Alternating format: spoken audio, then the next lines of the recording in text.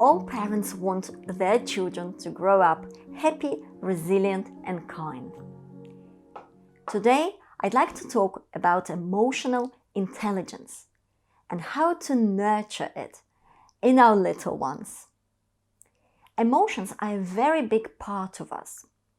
Being able to recognize what we feel, able to express our emotions in a socially accepted way, and also being able to understand what people around us are feeling. All this is a very important part of our lives. And that's what psychologists call emotional intelligence. Did you know that children are born with this inbuilt ability to distinguish emotions? Even before being able to understand speech, newborns are really good at decoding facial expressions and the tone of voice. At this early stage, face-to-face contact with caring adults is crucial. Because whilst the initial mechanism is there, the true emotional intelligence needs right conditions. I like this analogy from Dr. Joanne Deek. She compares child development to baking a strudel, this layered German pastry. Well, I don't have a strudel, I've got some traditional minced pies here, but I hope you can envision what a strudel is, or any cake that takes time and effort to make. So, strudel theory says that each of us is born with the main ingredients, which are already there by nature. But it is the layering of that with other ingredients and the interaction of all of them together, like going through life experiences, that creates the finished product.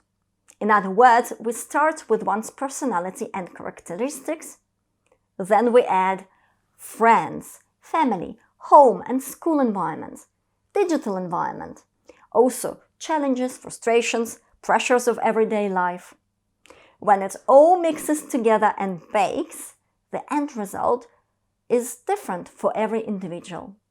So most importantly, this process can't be rushed. Like you can't rush a strudel. There are stages and processes that have to happen. We as parents have an important role to play.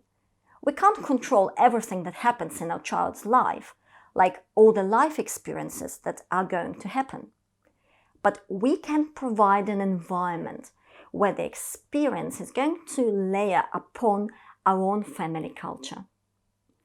When children are trained to bottle their emotions up, or not coached how to express their difficult feelings like anger, frustrations, or fear, they grow up more like robots, also finding it difficult to genuinely care, to feel attached or love.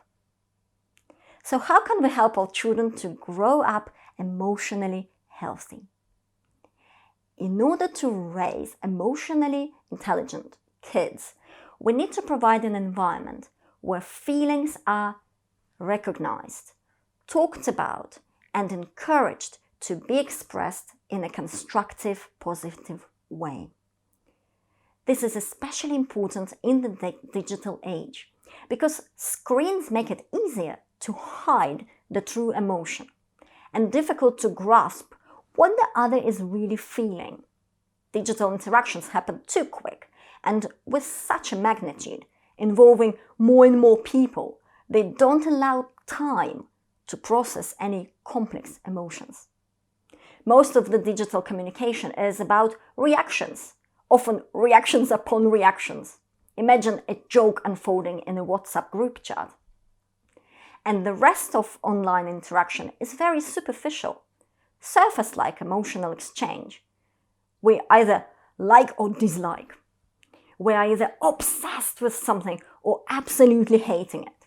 So there's no room for mixed emotions or deep feelings, or even just healthy contemplation and solitude. So how can we know that a child is emotionally developed? So there are roughly 3 stages. So first stage is simple to recognize. It's when child expresses emotions. And young children are very good at letting us know that something is wrong. if they like something or dislike. But they need help with telling apart being tired from being angry, or feeling overwhelmed from feeling unhappy. So this is the first stage. A little side note here. Teenagers often look like they struggle to express emotions. They can appear quite indifferent, frozen, until they suddenly explode. It doesn't mean that they're not emotionally intelligent. It's just a stage where there is just too much going on hormonal level, so it's perfectly normal. Actually, teenagers are very introspective. They analyze, they think a lot. It is just the outer expression that suffers. So this is the first stage. Second sign that a child is emotionally intelligent is when a child interacts with others in a meaningful way. They answer, they respond when others share something. For instance, somebody walks in and says, "Oh, I'm soaked through with rain. It's so freezing outside." An emotionally intelligent kid will respond, "Oh, you must be cold." Or even, "Yes, you look wet." A very empathetic and developed child would say, "You look like you're cold. Can I make you some tea?" Well, basically anything that acknowledges the other person and also fitting to the context of situation. Well, most children in this situation will say something totally unrelated, like imagine somebody walks in and says, "Oh, I'm totally wet." And the child goes, "Look at the new toy I've got." And that is still normal, because remember the strudel? It is a slow process. So as long as they get there, as long as they are not stuck in this selfish stage, even as an adult. So that's the second stage. And the third one is the trickiest one. Why? Because even many fully grown adults sometimes fall short on this one. In the third stage, a child or a person controls emotions. In this context, it's not about bottling up. It is where we recognize the feeling and decide to lay off expressing it, or decide to express it in an alternative, safe way so it won't impact others. When instead of punching someone or reacting in another violent way, we find ways to calm down and channel our frustrations into solving the conflict, or letting that annoying person know how we feel, but we do this without aggression. So this is emotional intelligence in a nutshell. I'd like to suggest a few games that parents will find helpful. So first one is the Lego jar of emotions, and it's great for ages from 3 to 14. So this is a jar of emotions where all feelings are welcome. So you can use different colored marbles, pebbles, even pieces of paper. So here I used Lego. So when a child feels a certain emotion, he or she picks a Lego piece and places it in a jar. So each color corresponds to an emotion. Let your child choose. For instance, it can be yellow for happiness, red for anger, black for fear. They can also differ in size depending on intensity. For children over 6, we can use mixed emotions, like I'm sad that it's raining outside and the park is closed, so that's why blue, but I'm also happy that I can watch some telly instead, so also some white. So in the end of the day, do go through the jar together. Let the child pick pieces one by one, talking about each feeling and what caused them.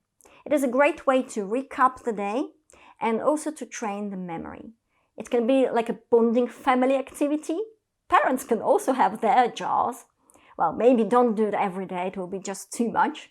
But whenever you feel you could do with some bonding and reflection, this is a fantastic tool. So another activity that can be much fun for children of any age is to draw a happy and a sad person, and then ask the child to imagine and tell why the person feels this way. They can either finish the drawing themselves or tell you what you need to draw in order to complete this scene. Like, this person is happy because she rides a unicorn. So that's from a lovely 6-year-old. I love watching children using their imaginations, but also how their own experiences start and show through. Like, this is a drawing by her older brother. First, the person was surprised by a ghost. Then, it became scared of a creaky floor and a hole full of spiders. We don't see them in the picture. Then he jumped up in shock, but it only was a friend that unexpectedly touched him. It is a great conversation starter. So for this exercise, we can use any emotions. Just start with the more simple ones to begin with, like happy, sad, or angry. And the last activity I'd like to suggest is, of course, journaling. So it's brilliant for ages 8 and up. Journaling can be in any way or form. Doesn't need to be a perfect diary entry. It can be in form of notes, doodles, free writing, even blogging. Just make sure it's all set on private.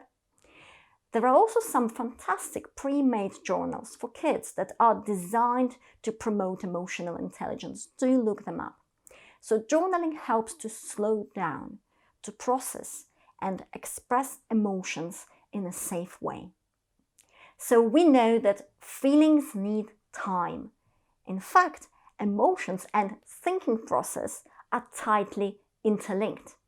So next time we'll be talking about the second cogwheel of digital resilience, about critical thinking and how to develop it in our kids.